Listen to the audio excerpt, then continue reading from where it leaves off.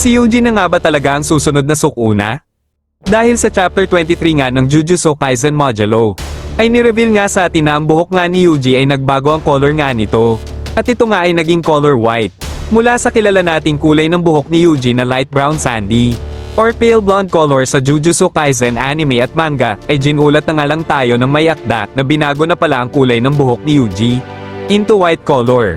At sa chapter 25 nga ng Jujutsu Kaisen Modulo ay dito na nga sa atin pinakita ang buong mukha ni Yuji.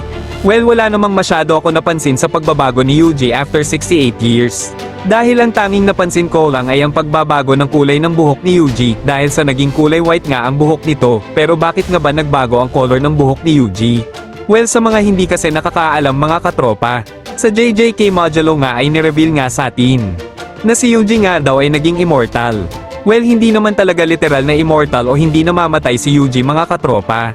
Dahil bumabagal nga lang ang pagtanda niya kaya umabot siya hanggang 68 years. Ganito kasi ang nangyari. Bale sa mga hindi nga nakakaalam, kinain nga ni Yuji ang natitirang 6 pieces ng mga death painting wombs. Ang naging resulta nga nito kay Yuji ay nakakagamit na nga siya ng blood manipulation technique. At hindi lang yun. Kasi despite na nakakagamit na nga si Yuji ng blood manipulation dahil sa pag-consume niya sa remaining 6 pieces of death painting wombs, ay hindi ibig sabihin ayon lang ang nakuha niyang ability dito.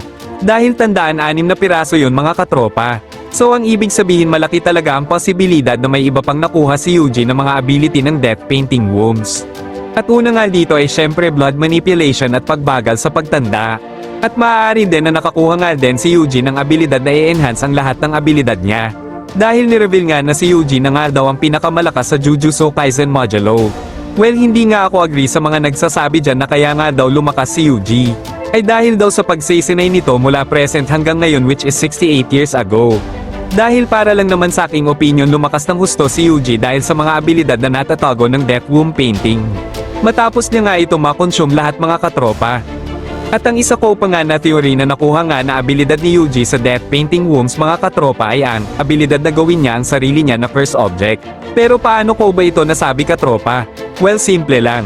Nireveal nga sa atin sa JJK Modulo Chapter 25 na si Yuji nga daw ay may pinaplano na gagawin nga niya ang sarili niya bilang isang curse object. Ang dahilan nga niya ay para ma-prevent ang mga paparating na sakuna sa future.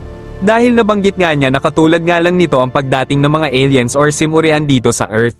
Tulad nga nun hindi nga daw nila inaasahan na magkakaroon nga daw ng mga ganitong sakuna. Kaya para nga daw maiwasan yun ay gagawin nga ni Yuji ang sarili niya into a cursed object para sa future. Sa isang tao na handang kumain dito at muling mabubuhay ulit si Yuji para tulungan ng mga tao sa future, so ang ibig sabihin ba nito, ito ba ang pino-foreshadow sa atin ni Gege? Dahil yung natalo na nga ni Yuji si Ma ito ay sinabi nga niya dito na, I am you o ako ikaw. At yung natalo na nga ni Yuji din si Sukuna ay binanggit na naman niya ito kay Sukuna naman na, you are me. So ang ibig sabihin all this time pino-foreshadow ang na talaga sa atin ito ni Gege. Dahil feeling ko nga ang gustong iparating sa atin ni Gege ay si Ma ito nga ang nagre-refer sa soul at si Sukuna naman ay nagre-refer naman dito ay mismong si Yuji. Hindi ko na nga ito sasagutin pa kung ano nga ba ang ibig kong sabihin dito mga katropa.